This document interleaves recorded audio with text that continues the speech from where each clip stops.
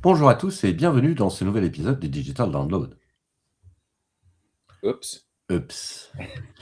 Good afternoon, good morning, and good day, wherever you may be joining us from. Welcome to another edition of the Digital Download, the longest running weekly business talk show on LinkedIn Live, now globally syndicated on TuneIn Radio through IBGR, the world's #1 business talk, news, and strategy radio network. Today on the Digital Download, we're debunking the biggest myth in generative AI, that the secret lies in the perfect prompt. It doesn't. If you are frustrated that your AI content sounds like a robot or brand doublespeak, it isn't because your prompt was bad. It's because your context was empty. In today's panel, we will explore the concept that prompts are processes, but context is what fuels great outcomes. But before we kick off the discussion, let's go around the set and introduce everyone. While we're doing this, why don't you in the audience reach out to a friend, ping them, and have them join us? We strive to make the digital download an interactive experience, and audience participation, as you well know, is highly encouraged. Tracy, would you like to kick us off, please? Yes, of course. Thank you, Bertrand. Good morning, everybody. Tracy Borison, founder of TLB Coaching and Events. We're all about authenticity, and I'm really excited to talk about authenticity in terms of context and prompts because it's totally relevant. A super proud partner of DLA Ignite and always a fan of being in this conversation. I feel like it's one of those days where like people are just going to say stuff. There was lots of jokes backstage before we went live, so we're going to see what happens. Excellent. Thank you, Tracy. Tim. Oh, thank you. Welcome, everybody. My name is Tim Hughes. I'm the CEO and co-founder of DLA Ignite and famous for writing the book, Social Selling Techniques to Influence Buyers and Changemakers. Very famous indeed. Adam. Hi, I'm Adam Gray. I'm Tim's partner and co-founder of DLA. Tim's business partner. Business partner, thank you. Thank you. And co-founder of DLA Ignite. There we go. There we go. And I'm a very proud DLA Ignite person. Seeing as you're not the only one that's proud, you see, Tracy. I said it. Super proud. Yeah, you did.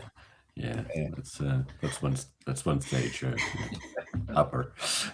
Richard. Let's see what Richard says today. Yeah. Hi, Richard Jones here from Curate. I'm an immensely proud partner of DLA Ignite. And really looking forward to this afternoon. As Tracy suggests, there's a lot of fun backstage. So hopefully some of that will transport itself into this afternoon's event. Thank you, Richard. And myself, Bertrand Godillot. I am the founder and managing partner of Odysseus & Co. And should I say, probably outstandingly proud DLA Ignite partner. So now the landscape is set. As you can see, we're on Friday, and and there's quite a Friday atmosphere around the set. So great stuff. So, ladies and gentlemen, may I start with a foundational question? And here we go. Why the industry obsession with prompt engineering is a distraction from the real work of context building, do you think? Who wants to take this one?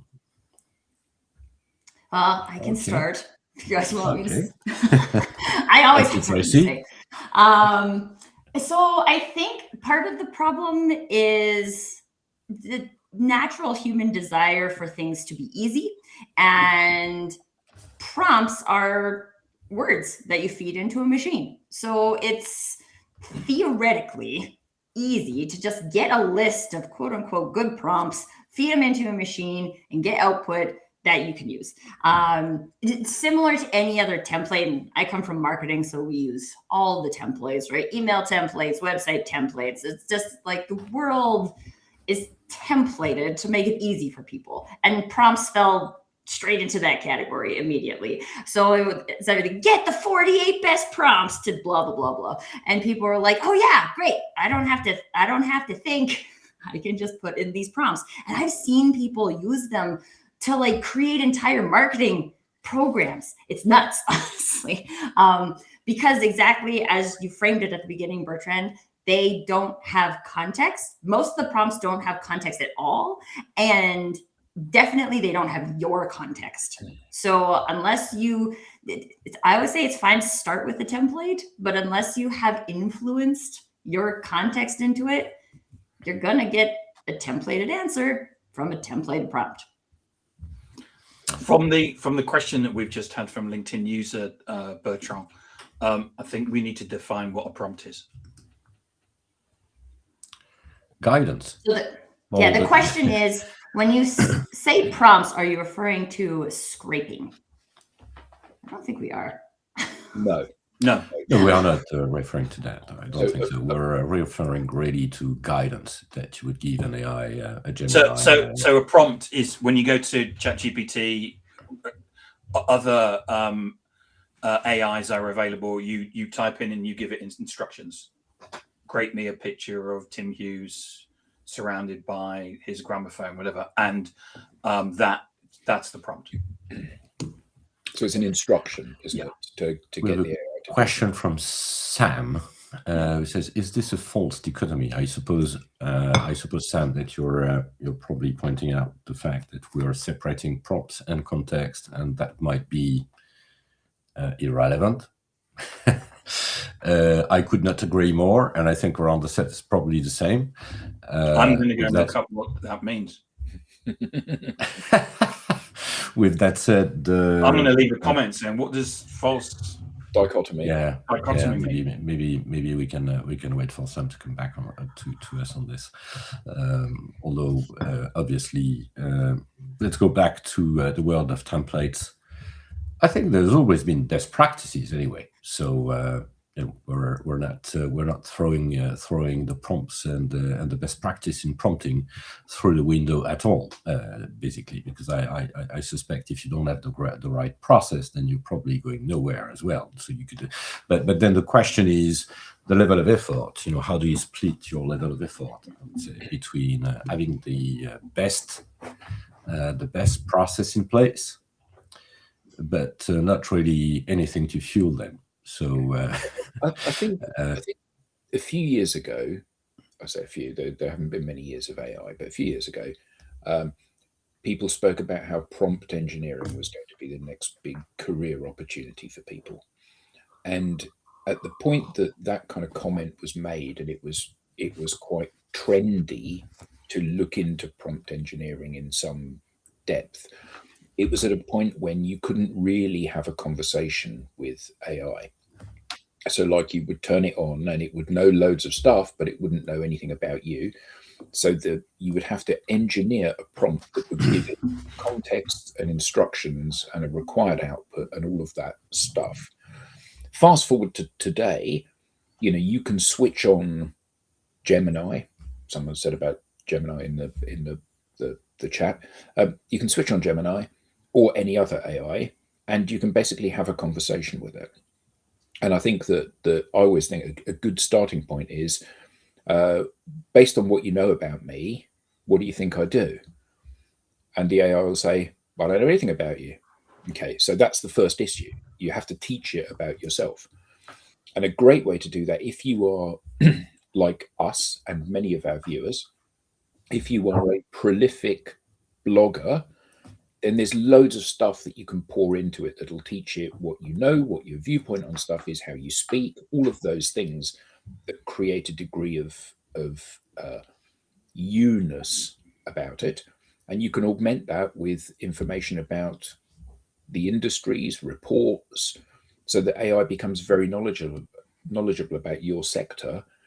But then you still have to give it really clear instructions. So you can say to it, write me a blog about why people say these things, and it won't be very good. Write me a blog about why people say these things and focus on this viewpoint and use these words and draw out examples that illustrate A, B, and C. Then you're likely to get something which is much better and much more accurate. And I think that your point about being, people wanting the easy option is exactly that. I think that the majority of times when you read some AI generated content, somebody has gone on and said, write me a 500-word blog about blah. and then not surprisingly, noise comes out. The AI knows a little bit about what you're asking it to write about, but it doesn't understand what point you're trying to make, what your experience is, what specialisms you have, what your worldview is, or any of these things that help it become you. Just to add some context, also, because I know that Bertrand is very modest person. Is one of the things that we're doing. One of the things that we do with the digital download, part of it is to educate. So from the questions that we're getting, it's clear that there's a big span from someone who doesn't know what a prompt is to someone who's actually like Bill McLean, who's clearly quite advanced in the world of AI. So what we're trying to do, Sam, is actually trying to break things down for people so they can understand. Also, what the point about Bertrand is that Bertrand is actually doing a whole big implementation of AI at the moment, and has learned a whole load of things, which he's sharing with people, and we're sharing through the debate and the conversation. And the summary of what he's learned is you can write a whole bunch of prompts, as Tracy has pointed out, but actually you need to have the context. And I think the world view that we're seeing right now, and maybe there will not be one or two people out there that are different to this, because there always is that there's a lot of people out there selling prompts. There's a lot of people giving away prompts for free, and people aren't getting a response from it.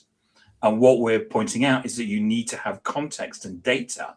So, and define that. So your ICP, your case studies, your website, all of those things to use as context as a way to get the best thing from AI.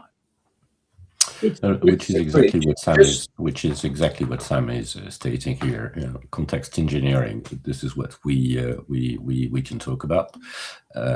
Is definitely the right counterpart, you would say, to prompt engineering. Just before we do, I've just gone on to one of the broadcast channels on LinkedIn, and we've got quite a few comments that are coming in that are not showing up in our comments tab on the screen at the moment. So we have from Greg Walters, we have just a greetings all, but from Nilsson Ivano, we have a comment that says, what has been your biggest challenge when training AI to understand your context? Good question. Very good question. Yeah, so I thought I would flag that. Sorry. Bertrand. Who has an experience on that?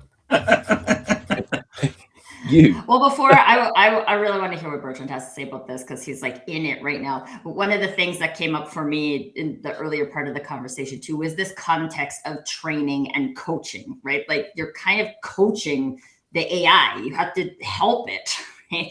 And I think it's also in that that's a process, right? I have to put effort into coaching a thing, or even what Bill said earlier about making sure that you have the right data sets that you're mining stuff from, the knowledge base, right? Like the effort has to go into those things. It's not just like effortless. There's like an effortfulness that's required to get like the contextual stuff in there so you can get contextual stuff out. And if we don't have skills or patience for training and coaching, then probably not going to get the most out of AI, whether it's for content or for anything else. Yeah, when you think about it, it's not really different from having a new teammate on board. When you get a new teammate, well, you can explain the processes, the tools, etc., which is what most companies do, by the way, at least large scale company do, rather than giving them context, which is basically who are our target customers, what are our value propositions, how do we articulate these value propositions. Do we have competitors? Who are our competitors? How do they sound different than we are? What is our preferred way of engaging? All of these stuff, which are actually which make the difference and much more different than just learning. This is the CRM system. This is how it works. This is our funnel. These are the various steps in the funnel, which is also interesting, of course, and is part of the overall onboarding process, but shouldn't necessarily stick to that, right? A good onboarding process is about culture as well. So that's probably where we can drive this. And to go back to the question, which was what's been your biggest challenge when training AI to understand? That's part of the challenge. Part of the challenge is I think there are two things there. There's you and there's your company, right? So also everything about your company is pretty easy, I would say, to gather in terms of what are your product and services, your target customers, etc. Then there's always a missing piece, which is you. How do you write? What's your voice, etc. And that's probably the most challenging piece, especially because there's this kind of fantasy that, why, back to the easy button, Tracy, why don't we get a bot to write for us? That's a big fantasy, I would say, or at least is less and less, but still it sounds to me like something that is really unachievable. Not necessarily because it's technically unachievable, but it is. I don't think it is. It does make sense, because I do believe that we make a difference as individuals, especially when we write content. So a long answer for a short question, but definitely the core of the topic. So Bertrand, as with individuals, do you set the AI objectives? Well, that's part of your guidance. I would say you would, as part of the onboarding process, if you think HR, you will give an initialization, basically, so an initial, I would say, both culture and skills transfer, and culture and processes transfer. And then you'll set short objectives, which is basically guidance. But then the important thing as well, I think, is are the reviews. So, are you performing on track? What is it that you miss? Are you missing anything to increase this performance? Do you have too much? Am I a good coach? All of these questions are actually very relevant for to our discussion, and to improving the way your various whether these are GPTs or GEMs are actually performing. So this, let's call it an ecosystem of reference. Is it a document or a database, or is it something else? It doesn't really matter, to be honest, and let's not get too technical. But that's it could perfectly be a document. I think so. It could be so, for example, it could be a document which is a set of keywords. It could be a set of keywords. It could be a URL. Your service description. It could be your original content, if we're talking content. It could be your convictions. I think that's. And when you mean convictions, you don't mean how many parking fines I've got. Yes, it depends what question you're asking. No, and what you're trying to write about. So what do you mean by convictions? Because otherwise we're going to get someone saying, "Well, it's not picked up my convictions." So the things that you are. Sorry, Richard. It's beliefs, isn't it, Bertrand? I would say your beliefs, your principles. Yes, your beliefs, your principles, your values, things that set you apart from others. Especially if you are in a really mainstream market, you may have some strong points of differentiation. and because there are lots of assumptions made by your teammates, you probably need to reinforce some of these. At least give them your key differences, your key values, your key what I call the convictions, but that's a French word. No, it works in English as well, but I do think that the part of it's how we frame AI in our own minds, isn't it? You know, it's like an intern that's very clever and it doesn't really know very much. It certainly doesn't know any protocols. And I think what's really interesting is when we see Grok or whatever as a piece of AI and it's left to its own devices, it ends up somewhere that you don't want it to be. So I think it's absolutely crucial that we give it, as you said, Bertrand, those pointers and markers to understand, you know, this is acceptable and this isn't. This is what I want you to talk about, and this is what I don't. This is the language I want you to use, and this isn't. And that's absolutely crucial if this tool is going to go out there and represent you in the marketplace, because it's very easy to destroy a reputation by posting something that you didn't mean to post. And, you know, history is littered with people that have made mistakes like that. So I think that part of this is about trying to, and we had a comment in something in the comments about, are you familiar with the Texas Instruments home computer from the 1980s? And I remember Douglas Adams in one of his books said about how computers are like children, and you have to tell them, and part of the thinking process is around breaking down very complex tasks into a series of very small tasks in order that the computer can execute them. And it's kind of what you need to do with AI. You can't make any assumptions about what it knows and what its viewpoint on things. So you have to be really clear and unambiguous about those, don't you? My 7-year-old has a school assignment right now on computer science, and they have to write code for how to make a peanut butter and jelly sandwich.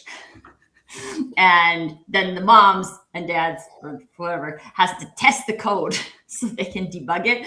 And it's like hilarious because they're just like, put peanut butter on a sandwich. And so you like take the jar of peanut butter and put it on a sandwich, right? Like this is how literally computers and prompts are taking our words. And this is why it's also like important to have that full context. And just till you go through an exercise like that and you have somebody like my husband and I have tried to be particularly funny about it, but like, how could we interpret this in not the correct way?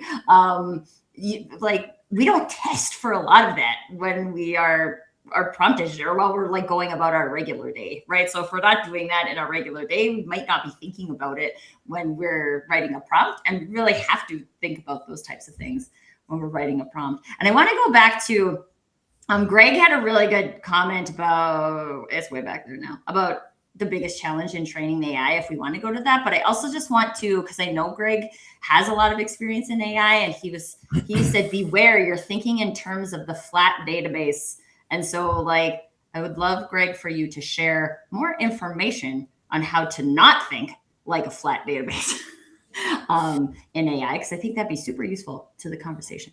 But yeah, Greg's comment here about the biggest challenge in training the AI is secondary, coaching yourself on how to change for search and retrieve to ask for an answer, not sources mode. And yes, you are training a new hire who knows nothing about you and your business. So let's keep that in mind, shall we? Yes, exactly. All right. So, other questions? Well, I think we've got a great comment that's just come in. I feel like it's an evolution of Googling. Not all Googlers are created equal. And I think that's a really good point, isn't it? Because previously, I know that when I had used Google previously, I had searched for something and Google had presented me with countless options that it thought solved the problem that I had. And then it would be up to me to sift those problems. And now, even if you are searching within Google, and I know, Tim, you do a lot of searching within ChatGPT or Gemini to get answers to things. But even if you're still using Google, AI is the thing that comes at the top, isn't it? So it's becoming a tool to answer questions rather than give you sources. And I think it is fundamentally changing how we look for things. And I guess in some ways it's quite empowering, isn't it? Because previously you would have Googled something and you would have got 1,000 different answers, and you'd go, well, actually, I'm no further forward now. I know 1,000 companies profess to answer the question that I have, but I don't know enough about it to know which are good and which are bad. Whereas now you search for it and AI says, here are the top 3 that you need to know, or the top 5 that you need to know. And that's a very different world that we live in, isn't it? I think there's a certain element of starting with why, to steal the name of Simon Sinek's book. I think all too often people are kind of sort of putting in a what they want rather than actually why they might need it. And I tend to find that I get a much better answer if I create. It's just the way the context comes in, the way the question is posed. You know, it's putting a little bit more around why you need this information. Mm. And it's a very, very simple kind of sort of rule of thumb to use before you start, you know, digging around, because otherwise you will just get lots of whats. Yeah, but I mean, I think when we're using AI to actually generate some output for us to use, I guess the question is, how much priming do you need to give the AI to get an answer that is acceptable? Because clearly you type in write me a blog about blah, which is no effort in giving the AI context, as you would say, Bertrand, and no effort in even writing a decent prompt. And what you get out is just more noise and stuff that makes it more difficult for people to find what they're looking for. Or you have a very intelligent context. So how much is enough? I feel like because like one of the things I use ChatGPT. That's my preferred AI, and it's interesting. I love saying, like, use what you know about me through our chats to like answer this question. And sometimes it's really good, and sometimes it's really whack, right? Which shows you the gaps in the context. So I love exercises like that to help you understand what context it has and what context it doesn't. But I'm a big fan of feeding it as much as possible. So one of the things I started doing was, when I have transcripts from calls, is loading it, because I'm like, this is context about how I talk about things, how I connect dots, and these types of things. And it's been really interesting to hear, because, like, again, sometimes it does surprisingly interesting things, and you're like, oh, this is like in their conversation with blah, blah, blah. And I was like, oh, yeah, you're right. And that's one of the really cool powers of AI too, is it has all of that like cross-referencing speed power that a human brain doesn't necessarily have. And so being able to load like different contexts of things, right? Load your writing, load your conversations, load podcast transcript, right? Like load different things, because it shows a human, the way a human shows up is diverse, right? Like none of us show up exactly the same all the time, yet we show up with the same like underlying brand. And so like the more breadth and depth of context you can give it, like, hey man, it's got lots of processing power. Give it as much as you can. I find it builds up over time, and it's uncanny when it starts to bring stuff, sort of puts it into context that I've used in the past, you know, and I'm thinking, hey, this is actually ahead of the game here, because, you know, it's picked up on what I've asked in the past, and it's kind of sort of brought it to, you know, to bear now. So it's I don't think you can always create, you know, context is built up over time. It's like knowledge, isn't it? It's a game. It's not a quick win.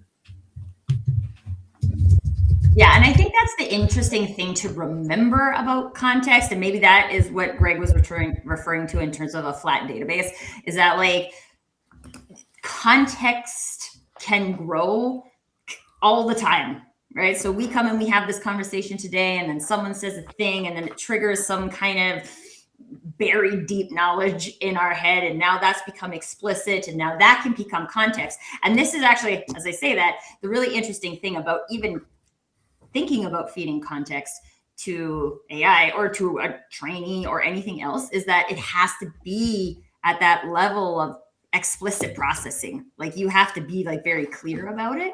And a lot of times really important context is underneath the layers.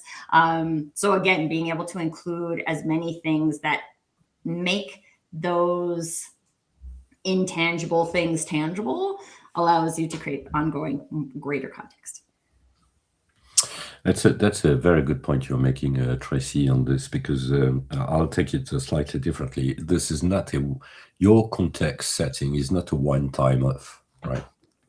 Because when you think about it, if you just do a dump every night, if we just dump today everything we've created, as content, for instance, then there will be. So make no mistake, there will be no new ideas, right? So it is your brand dump as of today, but we're changing. So, this is that's the good news. Our thoughts are changing, our priorities are changing, our areas of focus are changing. Sometimes we also improve ourselves, and therefore there is the need to not do that just once, but regularly update your context so that your teammate can follow, because otherwise, it will be back into, it will stuck at the initialization point, basically. So I think that's also quite interesting, because this idea of, it's probably, going back to what makes us different, because I think that's really the question behind anything you can do with Gen AI is it something that is this task, am I better at, am I making a difference on this task? Because if I don't, then I can delegate it. Delegation doesn't prevent control, by the way. More that's the French way of saying it, but goes along with control is a more is probably a better way to phrase it. But it's where am I making a difference? And if I'm making a difference, that's what I should keep. I think it's really, after probably a little bit more than 2 years trying to play with this stuff, it's really where I came down to is, am I making a difference on that task? Yes, I am. Therefore, this is for me. So where am I not making a difference? Then I can train someone to make it for me, to do that task for me, and obviously control it. Okay. Isn't there an issue there, though, that what you're doing is sustainable behavior? You're looking at your workload and you're saying these things here have to be me. These things here do not have to be me, but they have to be steered by me. Okay, so that's great. In my experience, the vast majority of people don't do that. What they do is say, I'm going to outsource all of this to do nothing. Well, I think that's obviously many people's view of utopia, isn't it? That I'll outsource all of this and then I can sit watching films all day rather than actually doing any work. But my point was that the problem is that we are likely to see a similar thing to what we saw with email. So email came out and it gave everybody the opportunity to communicate in real time with anybody else around the world. And that's great. It also gave you the opportunity to do it at zero cost, which is also great. So I need to speak to Bertrand, so I send him an email, it arrives instantly, he can read it, respond if necessary, and come back to me instantly for zero cost. That's a benefit. What isn't a benefit is where Tracy and Richard, both full-time marketers, say, this is brilliant, there's zero cost for sending these things, so therefore I'm going to send 100 million emails. I don't even have to bother personalizing them. I'll just pour the addresses in and press send, and that will generate me loads of business. And the problem then is that when everybody does that, it becomes increasingly difficult for Bertrand to find my email in the vast flood of emails that have come in. So we're likely to be looking at a similar kind of challenge with this, aren't we? With vast numbers of people that do the bare minimum to get an output that they can then share, muddying the waters for everyone that's trying to do it right. There's a certain amount of what you, I mean, very much a case of you get out what you put in. So the more you put in, the more incremental value you should get out of it. If you put very little in, you're not going to get a great deal out of it. You might believe you're getting something out of it because you're automating a boring task, but you're not really putting it to its, sort of using it to its best effect. I think that's, for me, it is a case of the harder I work at it, the more impressive the results seem to be. I think there's like a level of caring that goes into that too, right? Like actually Bala had a comment about making a difference to what is negative difference. Okay. Bringing it back to context again, right? Like there's so many things. And I think a lot of people are using AI and automation technologies to do things they don't want to do instead of asking themselves, why do I not want to do this? Yeah. Because a lot of times, like I do a show on Thursdays or on Wednesdays, like shameless plug, crazy stupid marketing show where we talk about all of these things, right? Like that people do because they've been told to do them. So you do that, you post on social every day, you use AI to generate your content because it's faster. People are just doing this because they heard it somewhere, right? But if you really pressure test that and say like, why am I doing this? Oh, because someone told me that I should. Okay, that's not a good reason, right? Roll that back. And so the technologies aren't at fault here, but like humans, we have to try. We still have to try. And if we don't, then we're going to fill our days with continual stuff that it's not meaningful for us. So if I go in, like the way I use AI is very meaningful to me. It's super helpful. It makes me faster, right? Like everything I use it for, I can see I can answer the making a difference question. Is making a difference here? But there's a lot of things that a lot of people, especially in business, and I will maybe say particularly in marketing, maybe sales as well, where people are just doing stuff to do stuff. Stop it. It's like, you don't need to do that stuff faster if you didn't need to do it in the first place. So I think there is also this discernment that needs to come into the conversation of, do I need to do this at all? And if the answer is no, then just don't. But also, not only do I need to do this at all, but is this the right thing to do? And I don't mean like, is it ethically right? So I did a post today, I think, and Tim commented on it saying he just read something that someone else had posted saying you have to touch somebody 15 times before they notice you. The problem is, if somebody touches me 15 times via email and telephone, they get blocked on every single platform. It doesn't take 15, it takes 5 times, because I'm sick of it. And I think most people out there, they would recognize that how they want to be approached by somebody that has a solution that can help them is often very, very different from how they choose to approach other people. And I think that asking if how would I feel if I received this is a fundamental question to set the parameters for whether or not I think this is a good thing or a bad thing to be doing. And I think that often people, it's like they hear what they want to hear. They believe what they want to believe. It's different because my solution's really good. It means it doesn't need to abide by the same rules that everyone else in the world does. And until we kind of shake this off, AI will just be something that creates more noise for us, won't it? Or isn't there that risk? Well, and I mean, like, I just feel like I come back to the point about AI being it's an amplifier, right? It's an amplifier of what we put into it. So if what we're getting out of AI right now from a global perspective is noise, this is what we're putting into it. Right? We think we need to create noise. Well, why do we think we need to create noise? Right? Like, what is noise? Is noise good? Would I define noise as good? No, like it makes me think of an 8th grade band, right? Where all the horns and things are squeaking and you're like, this does not sound good at all.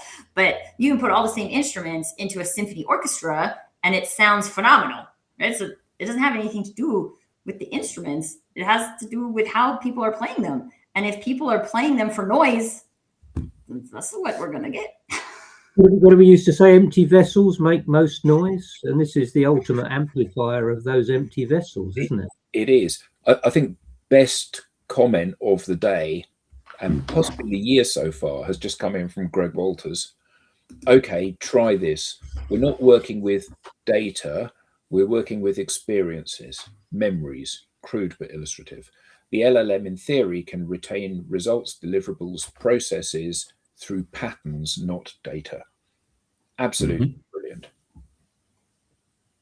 And also, if you're watching in a place where you can read the comments, Greg did answer my question earlier about the LLMs. If you want to go back, and he also says the concept is deep and deserves more space than a comment. So you should probably connect with him and deep dive that question.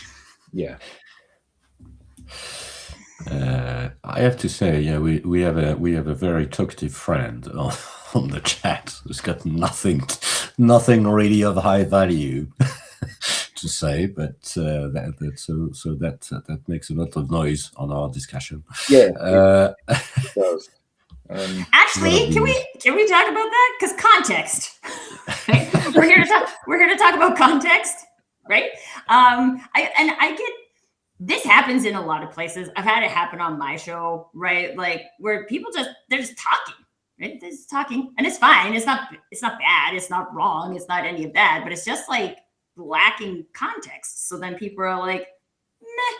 And this adds to the behavior of us thinking that we don't need the context, right? Like, because we see so much of this that we don't we forget, or just our like context engine got turned off, right? But we need this is what happens. And just like Adam was saying with our experience with email, right? Like we experience these things and we read them and we're like, wow, that's not contextual at all and completely irrelevant, right? And we do that, but we don't really notice that we're doing that. So then when we're doing that, we also don't notice that we're doing that. So one of the most powerful things I always say is to stop and notice. You notice what the impact, what does that behavior outside of you, what's the impact it has on you? And do you want to have that impact on other people? And if you don't, then don't do that. I mean, it seems pretty simple, but it does take slowing down. It takes slowing down every time we're trying to just rush. And I think this also contributes to I'll just get a prompt and then I'll just do a thing, because we're trying to rush through everything. I think we gotta slow down. And when we slow down, we do the meaningful stuff, then AI can be very helpful. But if we're just rushing through it, because I was talking to a lady the other day and she was like, it's like if you were driving a car at 85 miles per hour and you want to turn, right? Like you have to slow down. You have to. Otherwise, you roll your car. Even my 7-year-old knows that, right? So but we're all rushing so fast to do all the things. Our businesses are going to fail if we're not rushing so quickly. No, none of that is true. In fact, you're going to roll your car if you keep going at that speed. So just maybe slow down and take the corner at a meaningful speed. And I think also, it's the easy button. Tim said that one of the people on some of the shows that he's on is a bot that plugs in and leaves kind of comments. And I think it's really interesting that people would see doing that as being something that would be of some kind of benefit rather than a problem for other people. And I think that social networks in particular, but the wider kind of digital communications world, they are platforms for people to come together and decide whether or not they want to do something and collaborate in some way, either client and supplier, or as partners, or as friends, or whatever it may be. And actually, when you start to take that out of the equation, you just create more noise, don't you? You create fewer opportunities for me to spot the person that I should be having a conversation with, and for them to spot me. And that's the big problem, isn't it? Yes. Also, I just noticed on my feed, which didn't come through here, but Andrew Slessor is here waving. So normally we all wave back at him. Hi, Andrew. but Hello, Andrew. the comment didn't come through to everybody. I don't know what's going on with those comments. All right. So where do we want to take this now?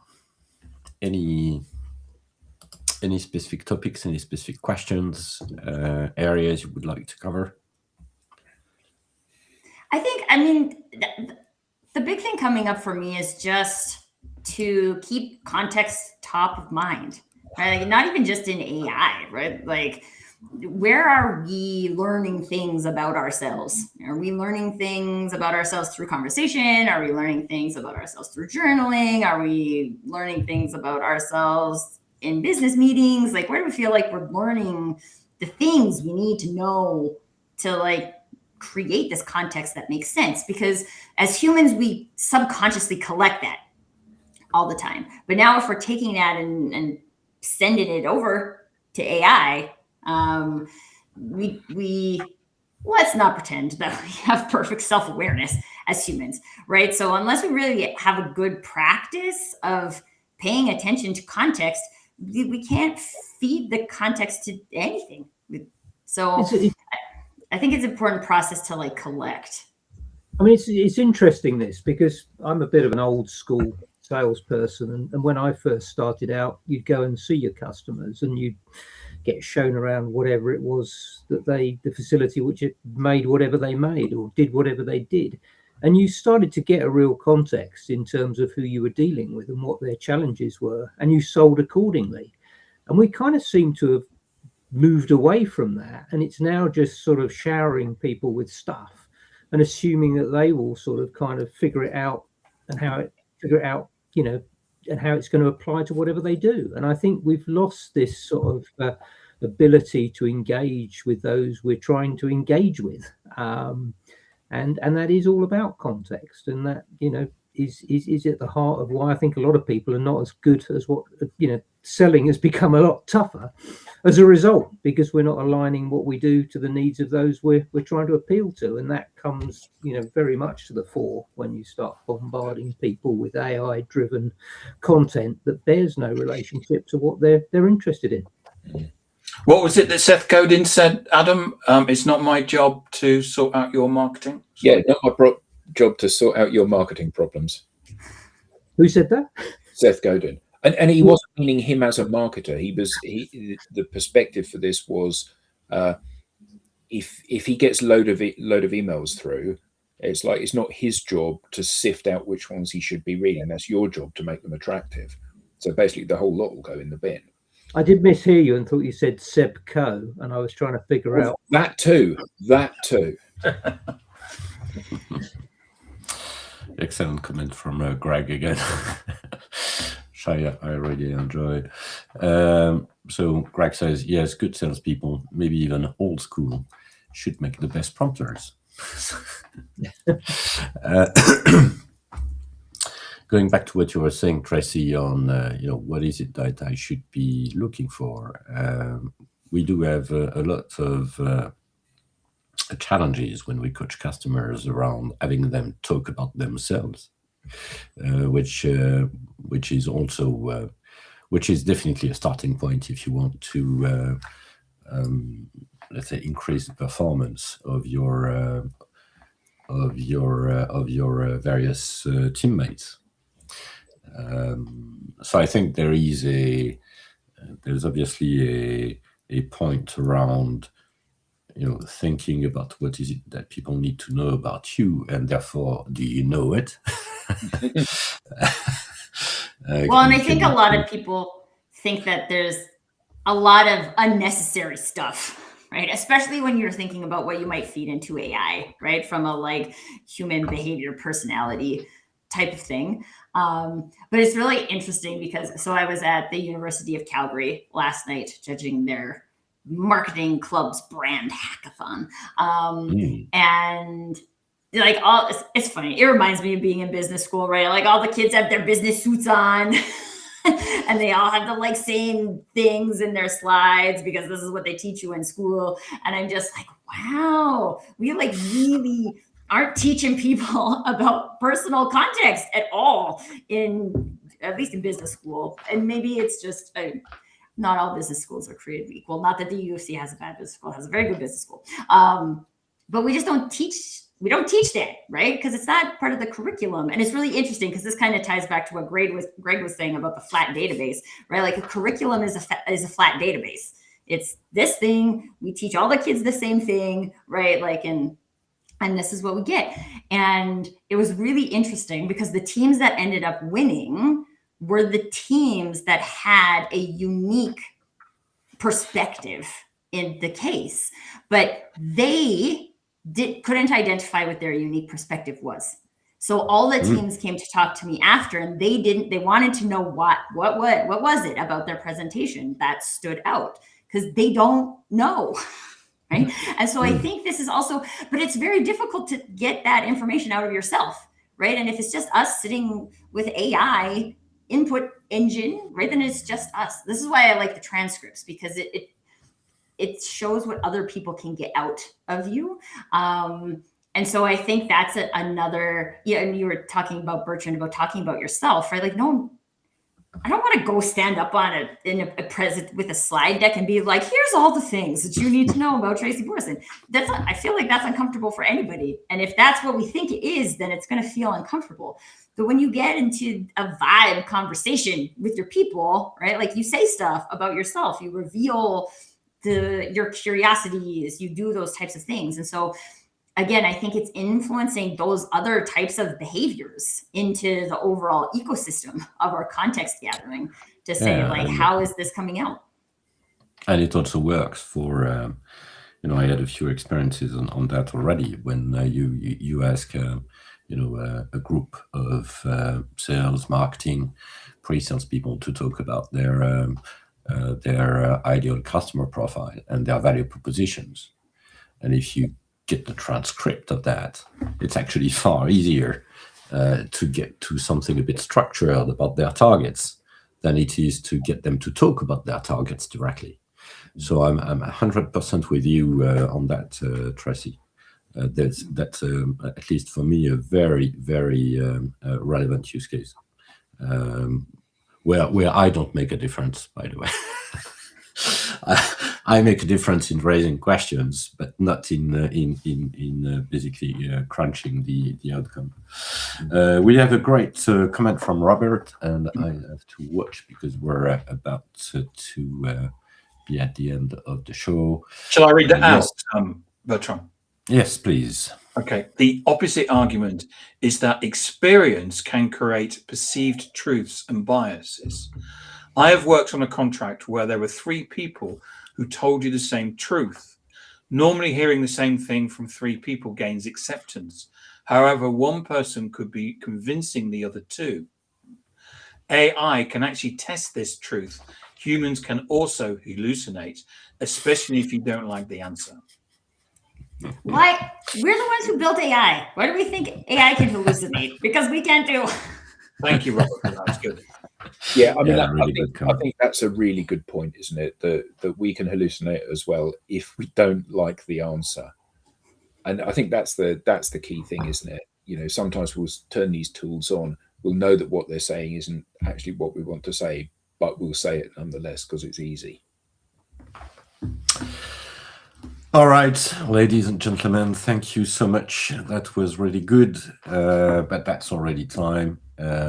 So we're going to have to stop there. But if you want to know what's coming next, guess what? You can flash the QR code on screen or visit us at digitaldownload.live/newsletter. And you'll get everything about this episode, but also the upcoming ones. Any questions will be answered on that, hopefully. With that, I'd like to thank everyone for joining today. Thank you, Tracy. Thank you, Richard, Tim, and Adam. And we will see you next week. Thank you so much. Bye-bye. Bye-bye, everyone. Bye, everyone. Bye-bye. Au revoir.